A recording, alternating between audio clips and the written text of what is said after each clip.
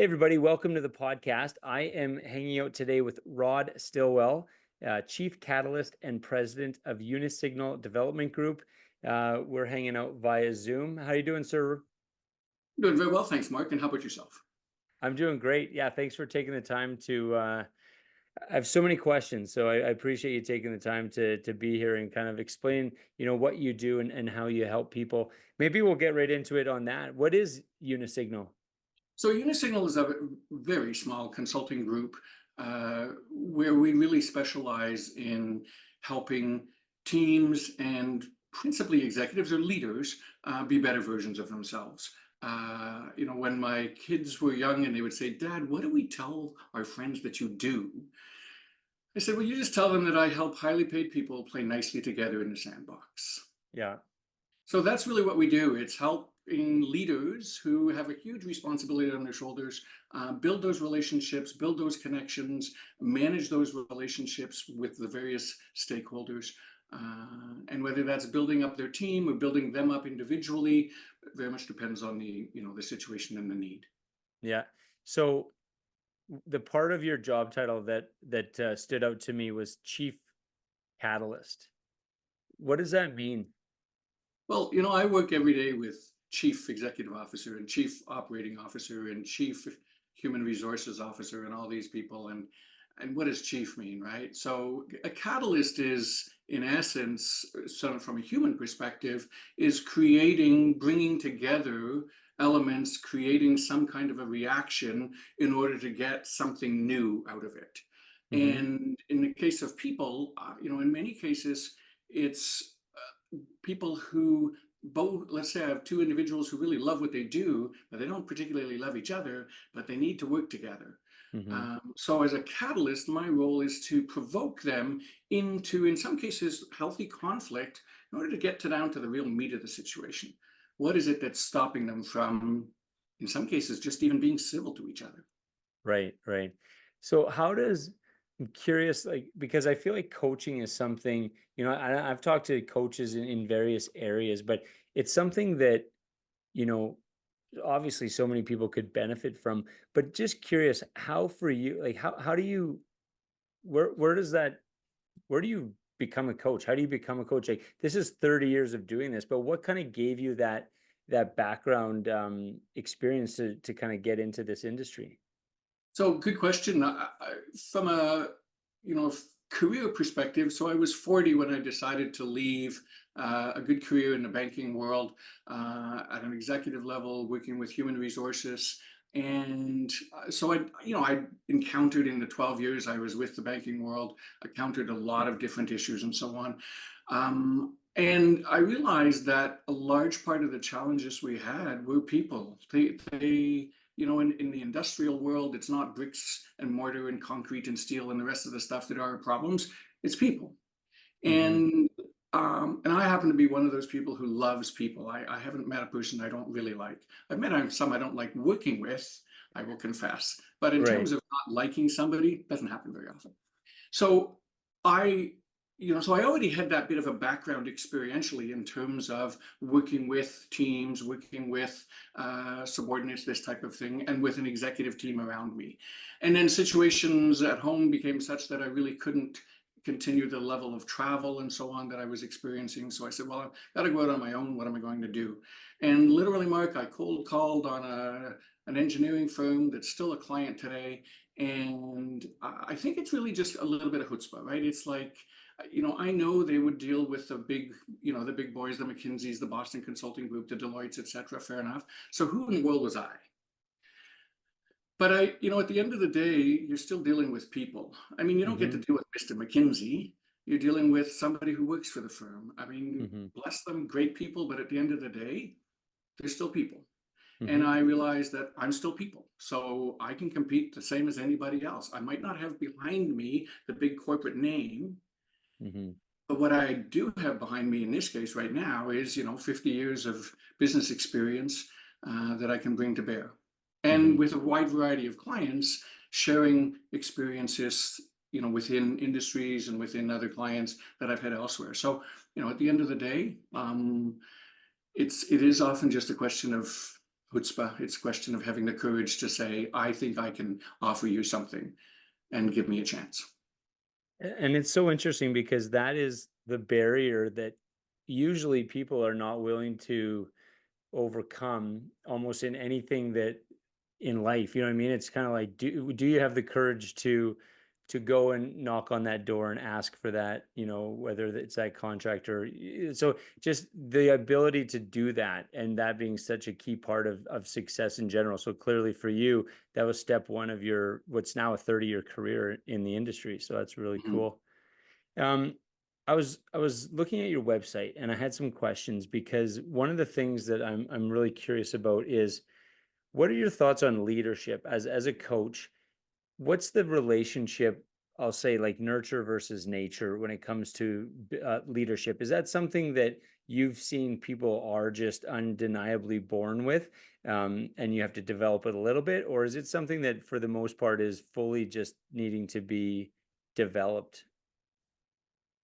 There's a perhaps a complex answer to that, but Okay. to simplify it, I would say just about anybody can learn leadership skills. They might be a little uncomfortable, they might be a little cold in it, but anybody can learn leadership skills. Obviously, there are some people who come with that born with the ability to connect with people, to make people feel good, etc. That kind of galvanizing. But some people who have that as a, if you wish, um, an innate gift. But the vast majority of leaders learned on the job, learned through mistakes, learned through painful performance reviews or whatever. So I think definitely, of course, there's a degree of nature in there. Uh, but I would often say it's a lot easier for me to take a chemist and teach him how to lead a team than it is for me to take a leader and teach him how to be a chemist. Yeah, that's fair. That's fair. And then one of the other things on the website was a psychometric assessment. So kind of a tool. So maybe just talk about what that is, because I'm really curious about um, how you might use something like that. So explain to me what that is, a psychometric assessment. So psychometric assessments are, in essence, a tool that helps through a series of questionnaires. These days, they're all online. That really helps understand some of the background thinking and behaviors that go into, let's say, a job applicant. When you look at somebody being hired for a role, in many cases, they're leaving somewhere, and they may not have even told their existing company that they want to leave, and they're taking a pretty big chance coming to a new organization. And Hmm. it all, for me, comes down to what's the fit going to be like? Because we're going to be spending more time in that role than any other single thing in our lives.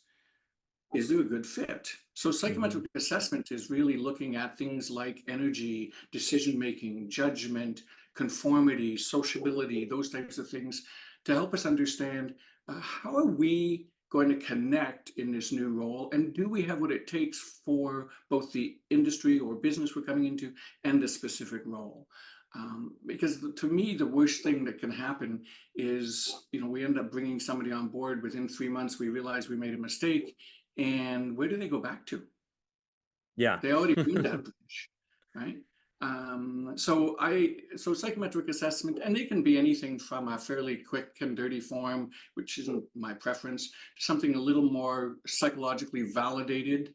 The goal is that you want something that people don't know quite why you're asking the questions, but you know that as a result of those questions, there's a degree of validity in the overall assessment.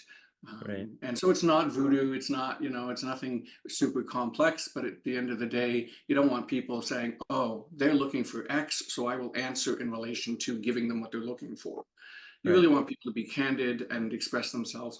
And I've had, people who didn't fit, the company hired them anyway, and a year later they come back and they say, how did you know they were going to do that? I'm just telling you, the data are there. I told you right up front, if you let this happen or you didn't coach them this way. And, at the end of the day, Mark, many people fit, but Hmm. we all need some level of adaptation to help us thrive. And so I don't care whether you're hiring a CEO or a janitor, and I don't mean that in any way disparagingly towards one or the other. Um, they're never going to be 100% fit to purpose. There's going to Hmm. be some adjustment necessary. There's going to be some, relationship building, some coaching, some, arm around the shoulder kind of stuff if that's what's necessary for it to work. But if we can eliminate a lot of the barriers and be able to help an organization say, all right, for them to be successful, here's what you're going to need to provide. Hmm. As an example, you might find somebody who needs some level of regular feedback from their boss. It's not pats on the back, it's just checking in.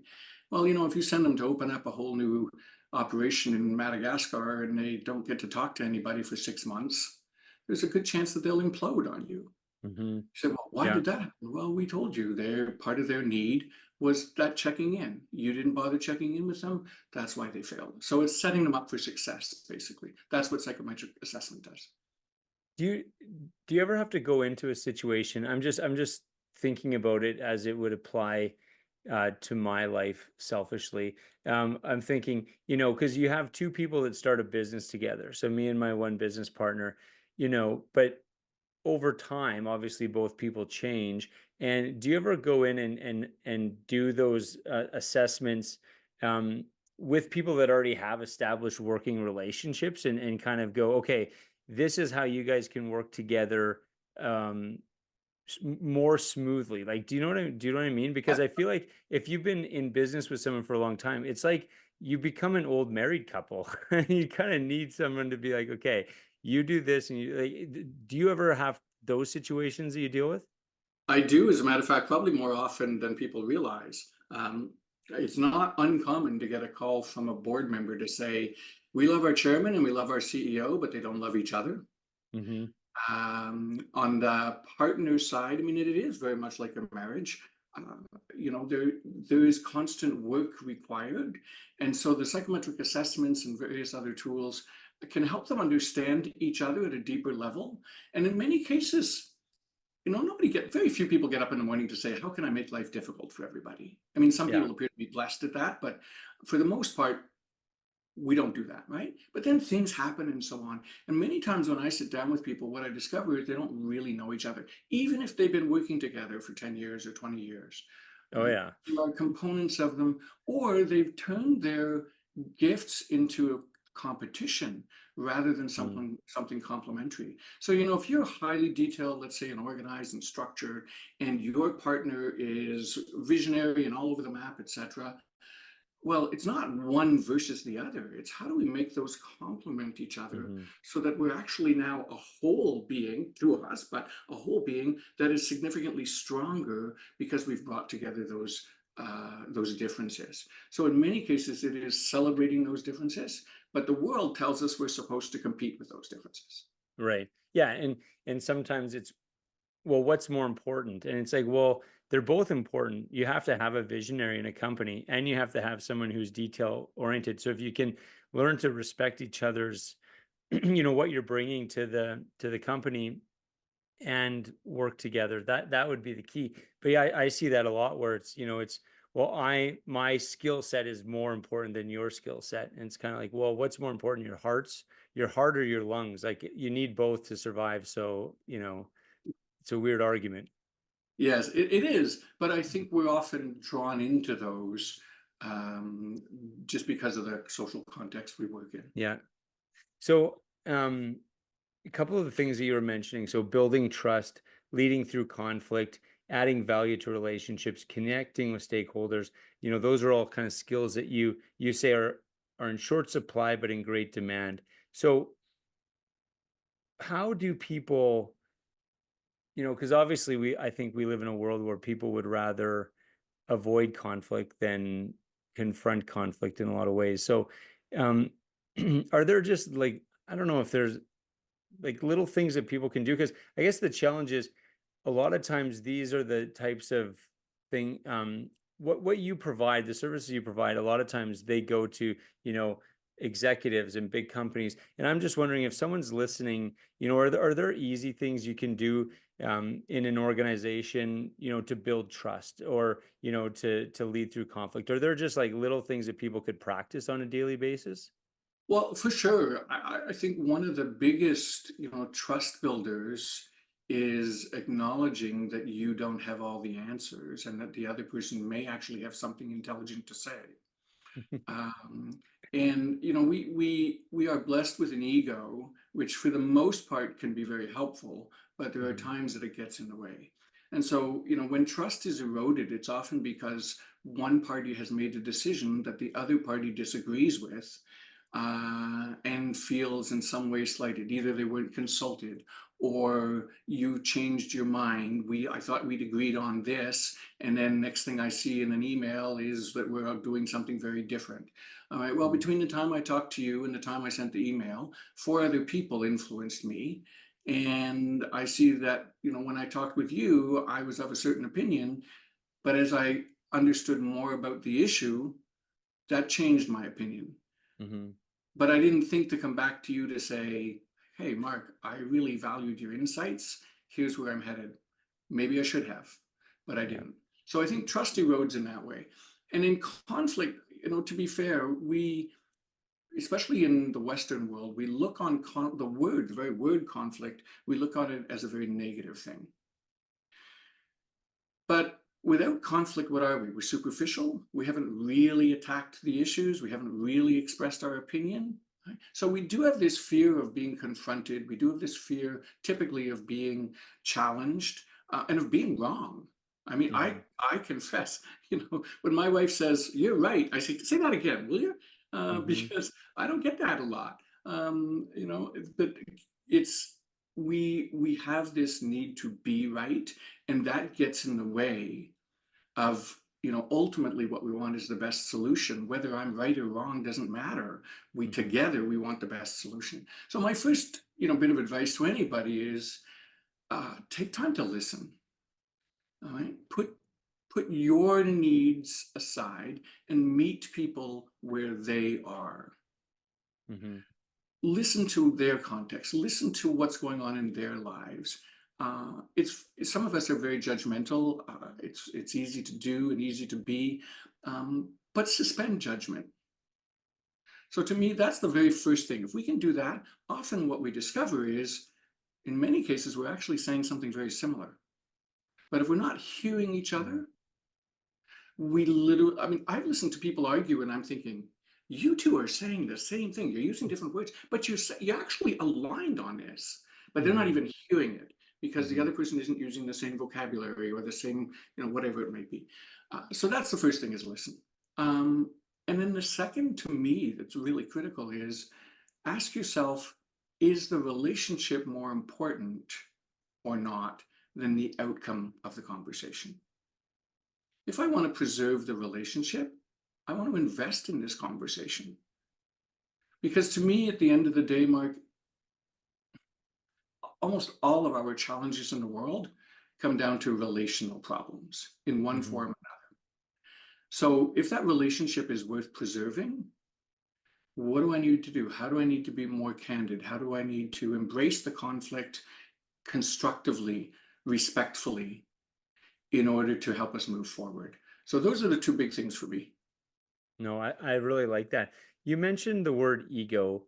Um, so I remember, reading the book. I think it's called "Ego is the Enemy," Mm. something to that degree. But where it basically argued for I think, like, the total annihilation of the ego. Like, you should be without ego. You said there that the ego, I think, is important to some degree, and that's really what I think about sometimes. Is like, you know, if we have an ego, how is it that we shouldn't have an ego? Like, what role does it play? So when you see ego in what you're doing, where is it good and where is it bad? Right. So ego, when it says, I have the confidence to move forward, confidence in myself, confidence in my team, it's not an arrogance, but it's a confidence. That's still the ego identifying that, hey, I can move forward. So, when we talked earlier around, making those initial calls to start my business, right? Mm-hmm. Well, I wasn't a big name, etc. I had to have enough of an ego and believe in myself enough to be able to promote myself. Mm-hmm. Any leader has to have enough of an ego and feel confidence in himself enough to be able to say, I am making a decision that will impact a bunch of people around me, but I'm confident that it's the decision we need to make. That requires an ego. Mm-hmm. That same ego, it's like the same mouth that can speak volumes of wonderful things can also swear and be disparaging, etc. Same mouth, same tongue. That Mm-hmm. same ego, when applied to being arrogant or thinking you're the only one in the room that has the right answer or those types of things, that's where the ego becomes our enemy. We couldn't live without our ego. We couldn't survive psychologically, sociologically without an ego. But like anything, any virtue carried to excess becomes a crime. Anything, any parts of us can be misused. Mm-hmm. And I think that's where so when I talk about, leaders, especially senior leaders, have egos, they need egos. They couldn't be in that corner office without an ego. Right. And they allow their ego to get in the way of building constructively relationships, businesses, etc. When they let themselves become more important Mm-hmm. than the problems they're trying to solve, that's where their ego has gotten their way. Yeah, that's awesome. I love that. Um, that is super helpful, and I agree with that 100%. So you had given me a list of authors that you really like, and normally I don't go too deep into this only because I'll just like reference some books and maybe order some. But with you, your list of is actually a lot of authors that I hadn't seen before, and so I had to kind of go do a dive into it. Um, I'm gonna butcher the first one's name, Patrick Lencioni. Yeah, Lencioni. Yeah. Okay, I wasn't terrible. No. Five Dysfunctions of a Team. So maybe talk about like what would you say if you were to have read I think I only saw the one book from him, but of the books that you've read of his, what's kind of a takeaway? And I don't mean to put you on the spot with that, but No, not at just all. curious. So I think one of the things that separates Pat Lencioni from a lot of other authors is he tends to use allegories. Long before starting his business career, his part of his university background was screenwriting and this type of thing. So he loves a good story. And so he weaves a story that in going through that story, you're learning key lessons. And then at the end, he creates the model and explains it, etc. But you've actually learned it through through a story. So they're typically a fairly quick read. And his primary focus, we talked about conflict earlier. He says every team and individuals, we are dysfunctional by definition. There's a faith healer, Leon Payne, who says if you have a belly button, you're dysfunctional. So we all fit there. Okay. And he says, look, it starts with trust. And most of us, we don't trust. We have a problem with trust. We're fearful, right? It then moves to, we have this fear of conflict. We don't want to get into that contention, right? And that gets in our way. But it's often because we don't trust how the other person is going to respond to us, right? Mm-hmm. And if we don't trust and we don't really get into the conflict and ask the tough questions, then how do we stay committed, right? And if we're not committed, how do you hold us accountable when we weren't really committed? And then at Mm-hmm. the end of the day, if you can't hold us accountable, how can we get the results? Mm-hmm. So if you want results, you have to be able to hold people accountable. You have to be able to have them committed. You have to be able to have them push back, ask questions, challenge, etc. Is this what you really want me to do? This type of thing. Do you really believe that that's the right solution? Have that tough conflict and conversation. But the base of it is trust. So that's Yeah. Lencioni, and he weaves that into most of his books. He's written several books. I'm going to say more than a dozen. Okay. Uh, but at one form or another, they come back to that core principle that trust is the fundamental element and everything builds from there. So the next one was Lance Secretan. Yeah, Am I pronouncing that properly? that's right. Yeah, Dr. Lance Secretan. So Lance is a fascinating guy who um, he among other things, this is a guy who, when we talk about entrepreneurialism, this is a guy who started a business and grew it to 72,000 people. Fortune 100 company, Manpower Wow. Inc., and Mm. left that. He's done a whole bunch of things, and now in his mid 80s, he's still prolific writing. He's still teaching downhill skiing in Denver at 85. Wow. Okay, one of these kind of powerhouses. When I talk to Lance, I go, do you work with the same 24 hours in a day that I do? Because seriously, I don't know where you get the energy. But Lance is really all about that level of collaboration. He uses a model called the castle principle, which is, people want a leader who is courageous, castle, C-A-S-T-L-E, courageous, authentic, serving his followers or her followers, truthful, loving, and effective. And he talks about love fairly openly and says, I'm not talking about, romantic love, etc. I'm talking about, do we Hmm. love what we do? Do we love the people we work with? And I have to say, I struggled with that initially.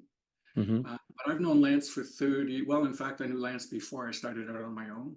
And today he's regarded as one of the top 30 coaching consultants in the world. Oh, wow. Um, but his take on it is very, very much the human connection, and are we being courageous? Are we truly authentically ourselves? um, and he would describe himself as a work in progress. Yeah, which is cool. If there was a book that you would recommend for someone, or maybe there's more than one, but if you could recommend one or two books, what would you recommend for someone So that's interested in the topic that we're talking about? I would definitely recommend The Five Dysfunctions of a Team. It is honestly probably the book I give away most. Okay. And it's a quick read, kind of, what I call an airplane read. You got an hour and a Hmm. half, 2 hours, but it's got some really deep thinking in it, and it gives you a model that will sustain you. I think that would be a key one. To be honest, there's so many authors I love, and they're kind of coming out all the time. I like just about anything from John Maxwell. We didn't talk about John Maxwell, but he's one of these guys who has a lot of, like, the 15 irrefutable laws of leadership, the Right. 21. He loves these kind of models that, here they are. These are the 15 things sort of deal. And if you followed 8 of them, you'd already be way more successful than you were yesterday.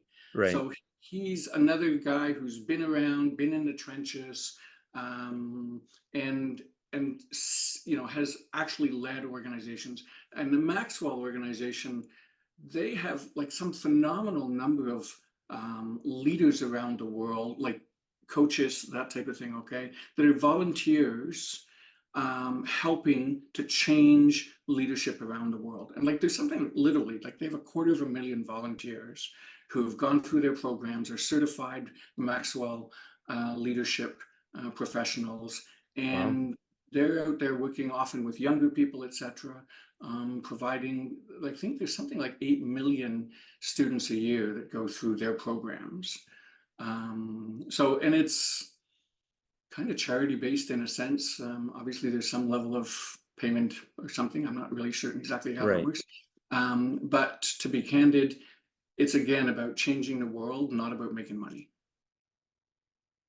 Okay. I'm gonna check out those two for sure. So you said something, or there's a quote in the notes. You said, listening to and learning from other thought leaders remind me that continuous learning is such a gift. So that's something that I would say recently learned, which is, I think I went through a large phase of my life where curiosity wasn't on the top of the list of things that, as people would describe me. I'm learning to dive into curiosity on a daily basis. I'm curious, what would be a topic right now in your, desire to continue to learn and your desire to stay curious? Is there a topic, whether it's work related or just recreational, that you're really curious about these days? So I'm really curious about, and I don't, well, the impacts that COVID had. It lasted long enough for us to have societal impacts. And apart from this, we turned to work 3 days a week, etc., which is just a little bit of a, I think, a distraction. Yeah. Um, the world had a common experience Hmm. that in recent memory, we had SARS and we had a few other things over the years, but this was a fairly, very significant. I would not have prescribed it as a cure for anything, but to be fair, No. a lot of great things have come out of COVID, and that's one of the things that I has fascinated me of late, and it's really looking at and understanding how have we changed, and more importantly, have we in some cases just slipped back, or are we planning to slip back to where we were pre-COVID because somehow that was comfortable? And so, I'm a big fan of change and transition leadership, um, understanding how we move from one state to the next. And COVID, I think, has given us a wealth of information. The data is just starting to come out, but we see it everywhere. I mean, not only businesses that pivoted and are now way more successful than they were prior to COVID, to businesses that didn't manage to pivot. That's one side of it. Hmm. People, what was it like to graduate and not be allowed to celebrate? Right? So that I'm really curious about that, and so I those are conversations I entertain in airplanes, in hallways, wherever I can. Tell me a little bit about COVID's effect on you, and as a business leader, what did it do for your business? As an individual, what did it do for you? So that for me is a big one because I think there's so many wonderful lessons that we are at risk of just forgetting about. Yeah. That's interesting. So would you say on the whole, oh, this is probably a hard question to answer, but um, when we look at like, what COVID showed us or how we came out of COVID, are we better off or are we worse off? Or is it like a little bit of both and you kind of got to look at it case by case? Well, I mean, there's always context, right? So, Hmm. are we better off with however many million people died? Absolutely not. Of course not. Right. Those Of are loved course. ones, Yeah. those were people we cared about, etc. Um, so we're worse off because those people aren't in our lives anymore. Hmm. Uh, are we better off because we're having a conversation on Zoom today? Hmm. Would Zoom be the product it is today if it hadn't been for the pandemic, where it was forced to grow, develop, come up with all sorts, whatever backgrounds, all these types of things? I don't know. We accelerated so much as a result of COVID that maybe we'd still be in development, or maybe the players that we see as the major players today wouldn't be the major players. Right. Uh, Learning to adjust, to pivot, Hmm. to that our world was turned upside down. I think that's a great skill and experience to have gone through. Learning how to um, accept the things we can't change and then figure out how to make that still work. And I never cease to be amazed and impressed at the degree of ingenuity, the degree of love and compassion that COVID brought about. So on the whole, I would never have prescribed it for the planet. But do I think we got more gains than losses? If we take away the deaths from it, which of course, Hmm. and long-term sickness and so on, which will never be a positive, but if we take that away, I would say on whole, we're a better world for it. One of the things that I saw when we were going through that, when we were going through the 2 weeks to flatten the curve, which ended up being a little bit longer than that, but me and a friend of mine were doing a daily podcast just to connect with people, entrepreneurs and friends that we knew, just to see how they were doing, business like related to their business, because we know a lot of small business owners that were obviously very, very stressed about what the future would hold for them. We ended up doing it for 40 some days in a row and just connecting with people on a daily basis. But the amount of just creativity was absolutely insane. Like it would be, well, people, a restaurant's closed, but people can order online. And it's like, oh, did you have a website? No, we just built it like last night. And so like overnight, people are like being able to order. They've got it figured out how to deliver. Just the amount of creativity was really inspiring, I will say. I concur. Totally. And we showed ourselves we can do it. Yeah. Like that's a milestone, right? We can say, hey, we made it through COVID. We got this. Yeah. Yeah. No, absolutely. Um, I'm curious because through your coaching, I'm guessing, a lot of people would look at you as a mentor to them. Have you had mentors in your life? Absolutely, and still do.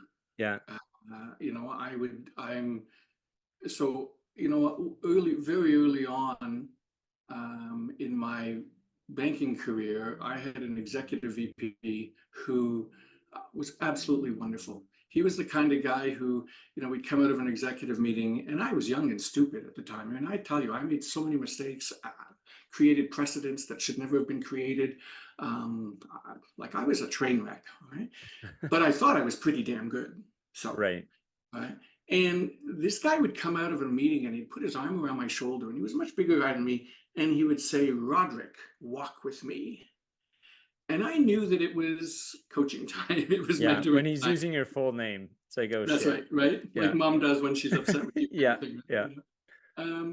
But I will say that, like, it was wonderful. This guy was so patient and caring, uh, and he wanted me to succeed.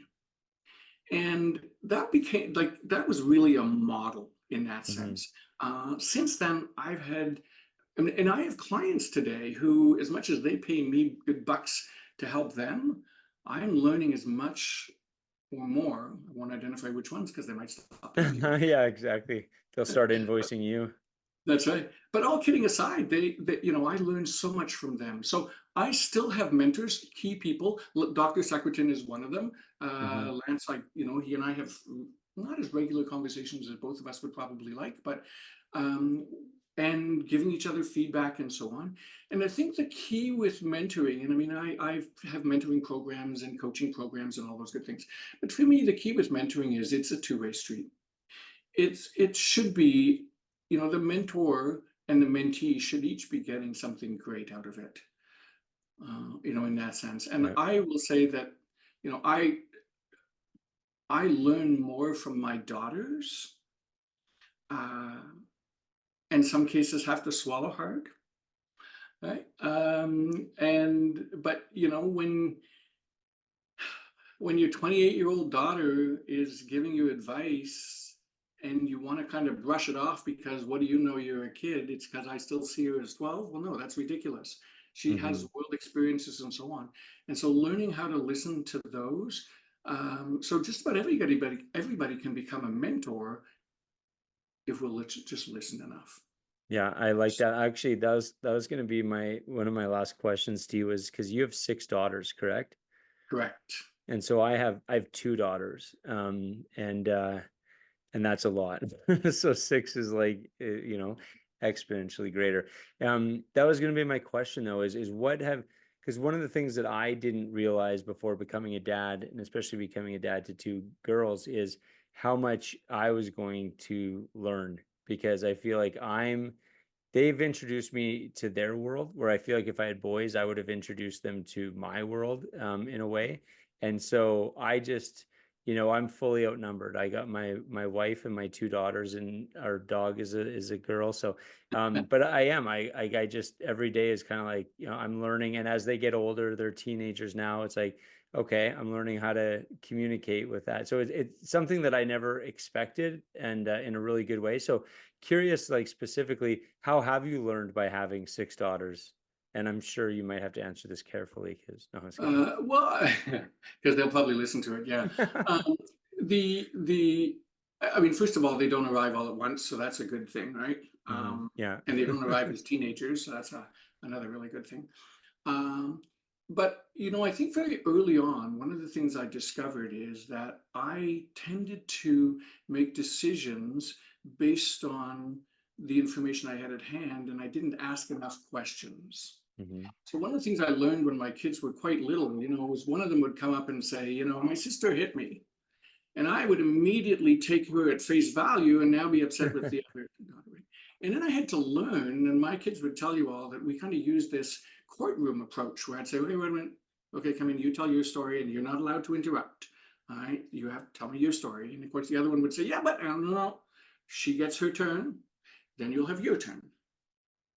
All right. So I had to learn not to jump onto a solution because I'm very decision driven, solution oriented, you know, and my girls taught me to make sure I had all the information Hmm. before I made a judgment. And I still struggle with that at times, I Yeah. will confess, all right? Yeah. Uh, and I think another big one was communication. You know, one of my daughters, no matter what the conversation was, the tenser it got, the more she tried to bring humor into it. But Hmm. there's sometimes, and as a parent, and as a coach, and as a leader, where there is no humor in this. This is serious stuff. Right? Hmm. And so we came up with a code so that she would know when it was time to stop joking, but she Hmm. wasn't going to get embarrassed by it. She wasn't going to be, wasn't be, you know, stop doing it. It was just, we had this little code, and I would just say those words to her, and it was like, that's it. She became serious. And so I've used that with clients. I've used that with, all right, we need to come up with some tools here to help us know the trigger word, if you wish, when we're Hmm. finding ourselves becoming irritating, or we're not, you know, there's going to be an impasse or whatever. Um, so I learned that from my kids, Yeah. uh, Wow. you know. So there are lots of things. Leadership. I mean, you know, six is enough to be leadership. To have a, you know, it's a little football team kind of thing. Oh, wow. Um, Yeah.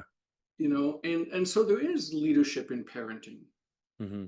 And you know, when I especially, I often will, you know, end up meeting with somebody who's trying to get back into a career, let's say, especially a mom who stayed at home and raised kids, whatever. Oh, well, what Hmm. do I have to offer? I have, whoa, wait a minute. You managed a plant, call it a house, but Hmm. it doesn't matter. You budgeted, you bought food, you did all those things, you managed a budget, you managed relationships, you led these people, you managed to get food on the table, you managed to get people out to kids out to school, etc. All of those are leadership skills that are 100% transferable. And you Hmm. go, really? I never thought of it that way. Well, think of it that way, because we all have opportunities for leadership and we can step up. And parenting is a huge opportunity for leadership. I like that. So for you, having been in your role um, for almost 30 years and then having a successful career before that even, what what motivates you on a daily basis? Like what gets you excited? And because I'm sure there's opportunities to wind things down. You're wearing a golf shirt, so it seems to me you might be able to go golfing more often, but what keeps you excited? Watching, for me personally, I guess there are two things. On a business side, and you know, unfortunately, not unfortunately, I love what I get to do every day with people. Mm. So it's both my, it's at times my hobby. It's you know, people go, oh well, you know, how do you separate the two? I don't. It doesn't matter. I can be in line at Starbucks and, you know, spot somebody who's having a tough day, and I can talk them down from a ledge or whatever and find out their story and what's going on. And I love doing that, and I do that all over the world. So that's one of the things that I'm going to say inspires me. It goes way beyond motivating me. It inspires me to look for, in my own self, continuous improvement. How can I get better? How can I know more? How can I understand more? To listen better, etc. And it inspires me because there's so many people out there doing things with so many more constraints than I have, Hmm. and they're doing wonderful things. And I'm thinking, wow, you know, I have no excuse now. So Hmm. that's the one part of it. The other is, I love, you know, my job for the most part is cerebral. So I'm working with relationships. I'm working with, you know, figures and data and that type of stuff. I love working with my hands, building things, that type of stuff. Projects where I get to be somewhat physical.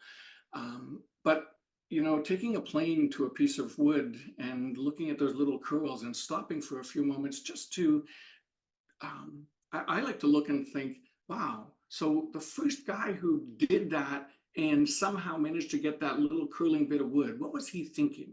And then he felt how smooth it was. And so I like to take time, Margaret, to just stop and reflect, to look at those curls of wood or whatever, and try to envision the path we've taken to come to the stage where I can be using a plane and getting a piece of wood to be super smooth, etc.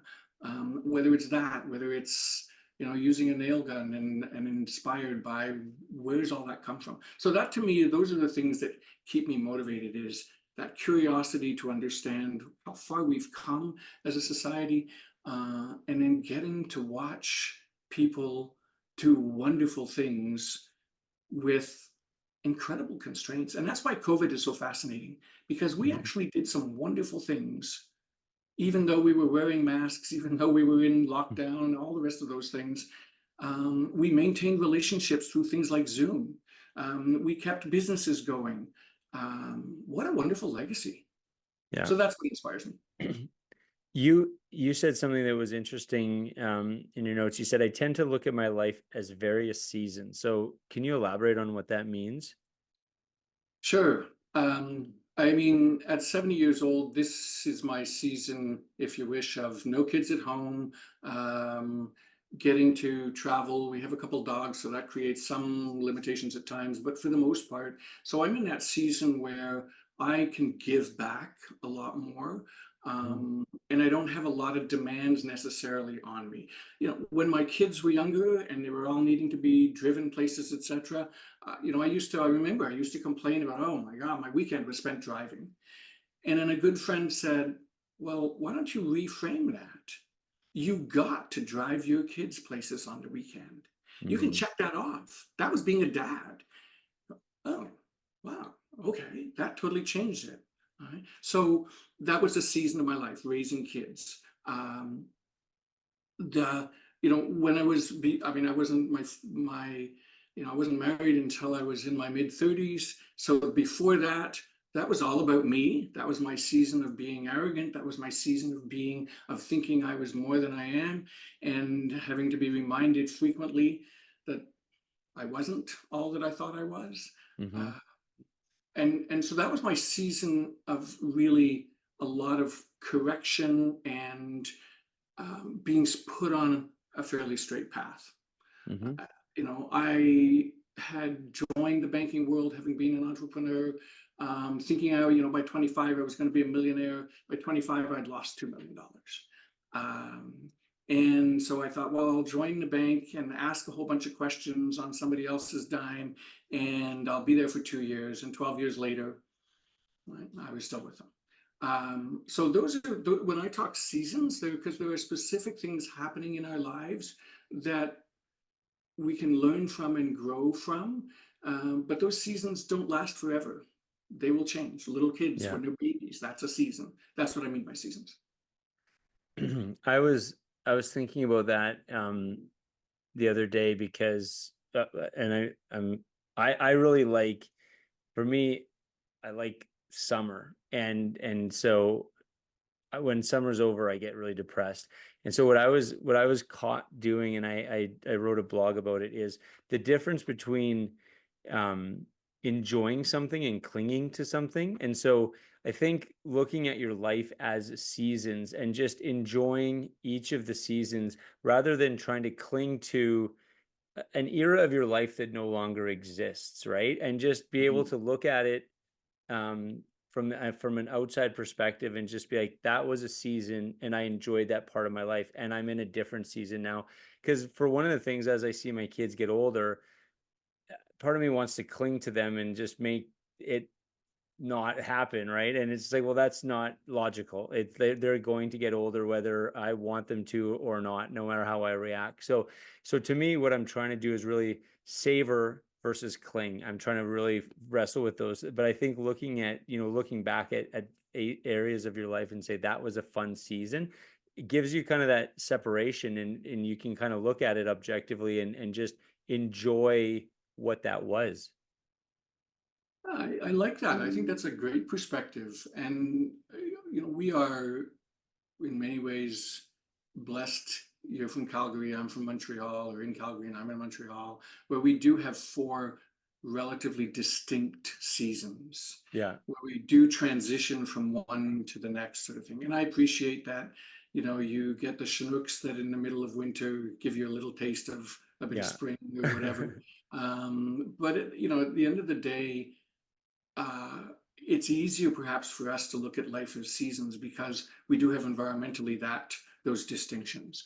I think if you Hmm. live in a part of the world where it's always the same every day, might be paradise for, if you love that. Uh, but it may be a little harder to then look at the rest of life seasonally. Right. Um, for me, um, the season is of a the length of the season is going to vary, Hmm. and so and that's okay. Embrace that. Now Hmm. that doesn't mean that there aren't going to be seasons that are incredibly tough, Hmm. right? Long, cold, hard winter.